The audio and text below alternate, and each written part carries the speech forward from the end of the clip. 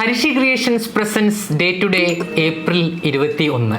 1947 ഇതേ ദിവസമാണ് ഇന്ത്യയിലെ ആദ്യത്തെ സിവിൽ സർവീസ് ബാച്ച് ഉദ്യോഗസ്ഥരെ സർദാർ വല്ലഭായ് പട്ടേൽ അഭിസംബോധന ചെയ്തത്. അതുകൊണ്ട് തന്നെ ഈ ദിവസം സിവിൽ സർവീസ് ദിനമായി ആചരിക്കപ്പെടുന്നു.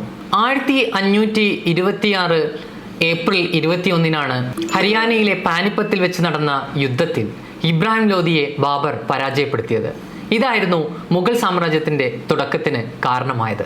1913 ഇതേ ദിവസമാണ് പണ്ഡിറ്റ് കറുപ്പൻ കൊച്ചിയിൽ വെച്ച് കായൽ സമ്മേളനം നടത്തിയത്. 1913 ഏപ്രിൽ 21 ഇന്ത്യയിലെ ആദ്യത്തെ സിനിമയായി അറിയപ്പെടുന്ന രാജാ ഹരിചന്ദ്ര ദാദാ സാഹിബ് ഫാൽക്കെ മുംബൈയിലെ ഒളിമ്പിയ ഹാളിൽ വെച്ച് പ്രദർശിപ്പിച്ചത്.